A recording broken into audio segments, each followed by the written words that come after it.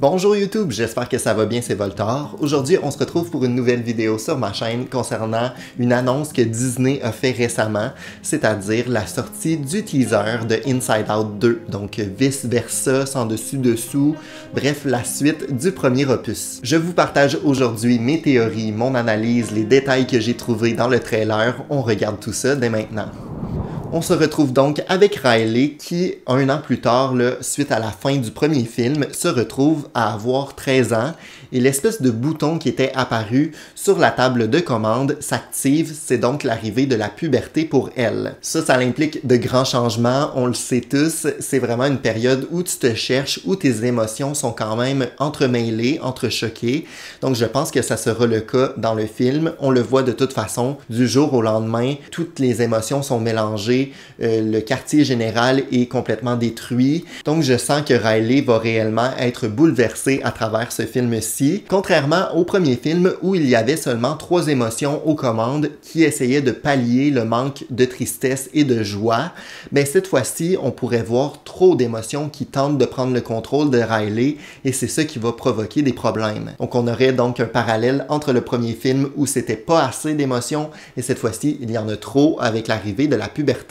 Concernant les nouvelles émotions présentées, il y en a une nouvelle présentée dans le trailer, mais également 3 qui sont présentées sur l'affiche promotionnelle du film. On se retrouve donc avec anxiété qui, personnellement, me rejoint beaucoup. Donc, j'étais très content de voir une émotion comme ça arriver dans un film qui va un peu dédramatiser ou expliquer aux enfants c'est quoi l'anxiété, que ça existe, que c'est quelque chose qui va arriver dans ta vie et qui va te marquer plus ou moins tout dépendant la personne.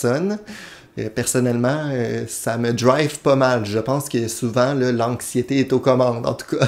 Bref, elle a l'air assez posée au début, pas tant anxieuse, mais je sens qu'on va apprendre à découvrir son personnage et un peu toutes ses manies, ses sentiments de stress qui vont envahir Riley. Donc, je sens que Joie ne va pas être nécessairement contente de cet ajout-là, d'autant plus qu'elle avait de la difficulté avec Tristesse. J'espère qu'on verra, en fait, Joie se rappeler du parcours qu'elle a fait avec Tristesse et qu'elle devait, dans le fond, faire partie pleinement de l'équipe. Donc, je pense qu'elle aura appris de ses erreurs et qu'elle va accueillir les nouvelles émotions de manière plus claire, plus gentille qu'elle l'a fait avec Tristesse à travers le premier film. Sinon, on reviendrait un peu en arrière si Joie est encore du genre à laisser de côté les autres émotions et prendre le contrôle. Je pense que si elle fait ça, c'est qu'elle n'aura pas appris quoi que ce soit du premier film, ce que je trouverais d'ailleurs dommage. Donc j'espère qu'elle sera plus accueillante et qu'elle va montrer un peu la place que chaque personne a, chaque émotion a dans la tête de Riley. Concernant les 3 autres émotions présentées dans l'affiche, on se retrouve avec ennui, embarras et envie, qui sont donc 3 nouvelles émotions également. Certaines d'entre elles semblent être inspirées des émotions qui ont été rejetées du premier film, donc des espèces de sketchs, des croquis qu'on a retrouvés. Si vous regardez, on retrouve donc des formes de visages qui se ressemblent, donc des personnages avec des longs nez, des choses comme ça. Même chose pour Envie, je trouve qu'au niveau de ses yeux, on retrouve quelque chose qu'on retrouvait dans les émotions qui ont été rejetées du premier film. Donc j'aime ça, qu'on prenne des idées qu'on avait et qu'on les mette dans un deuxième film comme ça. Mon espoir pour ce deuxième film-là, c'est que nos émotions échangent entre elles, qu'elles apprennent l'une de l'autre. Je pense que ça sera vraiment autour de ça, parce que ça fait beaucoup d'émotions, beaucoup de personnages, mais je pense qu'on aura certains duos assez intéressants. Quand on se penche sur le sujet, c'est assez intéressant. Parce que dans le premier film, on voit dans la tête des adultes, donc les parents de Riley ou encore d'un chien, et on retrouve seulement 5 émotions, tout comme Riley. Donc là, pourquoi on nous présenterait autant d'émotions? Est-ce que c'est parce qu'on retrouve les 4 nouvelles émotions seulement dans des situations particulières, donc c'est pour ça qu'on les voyait pas dans le premier film? Ou encore, mon idée, mon hypothèse, c'est que d'ici la fin du film, on verrait une fusion des émotions. C'est-à-dire qu'on a quand même des émotions anciennes et nouvelles qui partagent des points communs. Par exemple, on a ennui et tristesse qui sont 2 émotions qui peuvent fitter ensemble, donc qui ont des points communs entre elles. De même pour embarras, peur et anxiété qui sont des émotions qui tournent autour des mêmes émotions finalement, des mêmes sentiments. À la fin du film, on verrait nos nouvelles émotions fusionner avec les émotions de base, donc leur apprendre des choses tout au long du film pour finalement fusionner en 5 émotions de base, mais plus diversifiées, qui créeraient vraiment la personnalité de Riley. Ça viendrait potentiellement expliquer pourquoi les parents n'ont pas 9 émotions dans leur tête dans le premier film.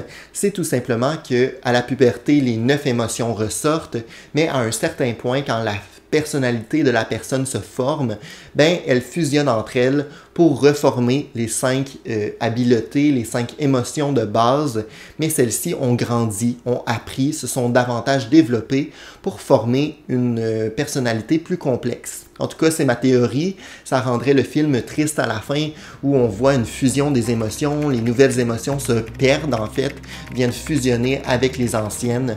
Donc, ça serait un point intéressant.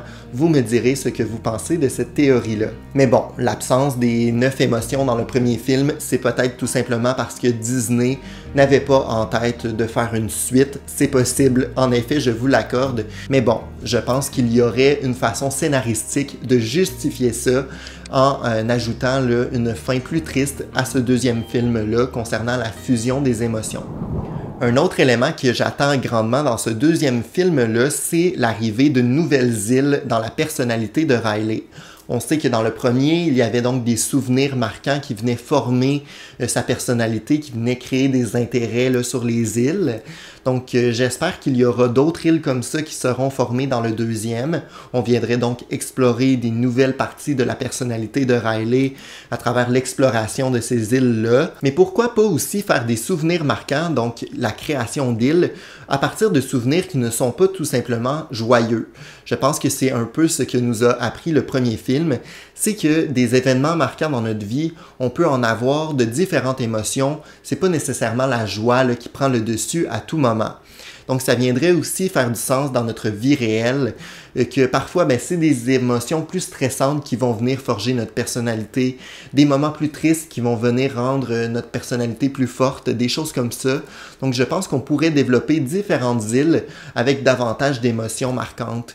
Donc, plus des émotions au niveau du stress, de la tristesse, pour voir vraiment évoluer Riley et sa personnalité. D'ailleurs, dans la scène qui nous a été montrée dans le teaser, on retrouve les espèces de globules là, qui travaillaient dans le premier film là, pour enlever les vieux souvenirs qui étaient plus bons.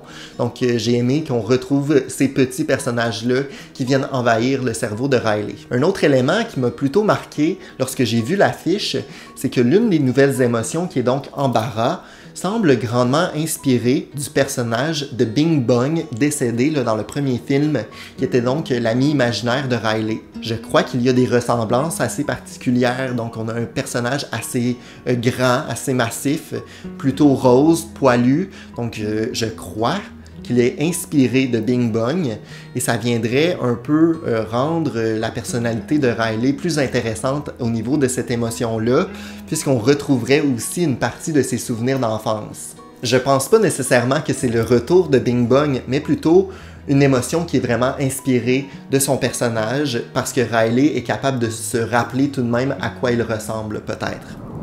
Je n'ai pas de doute, ce film-là semble tout simplement charmant. C'est vraiment marquant, en tout cas, là, je crois que c'est le grand retour de Pixar. En tout cas, j'ai très hâte. Je trouve que ce film-là, du moins la bande-annonce, semble très charmante, très marquante. Je pense que certains fans là, sont mitigés. Je sais que certaines personnes, bon, dans les dernières années, trippent moins sur Disney et trouvent que c'est moins marquant, que ça fait moins pour enfants, qu'il y a trop des morales ou des trucs poussés. Je comprends les points, mais personnellement, j'ai adoré les derniers films et ça me semble également là, un bon film qui arrive l'année prochaine. J'ai un beau sentiment là, quand j'ai vu le trailer, j'ai aimé le personnage d'Anxiété, je trouvais que c'était très réaliste là, avec tous ses bagages et tout ça. Donc ouais, j'ai très hâte de découvrir la suite de Inside Out. Vous me direz en commentaire quelles sont vos idées, vos attentes et quelle émotion semble la plus marquante pour vous concernant les 4 nouvelles. On se retrouve de toute façon très bientôt pour une nouvelle vidéo sur la chaîne. Ciao!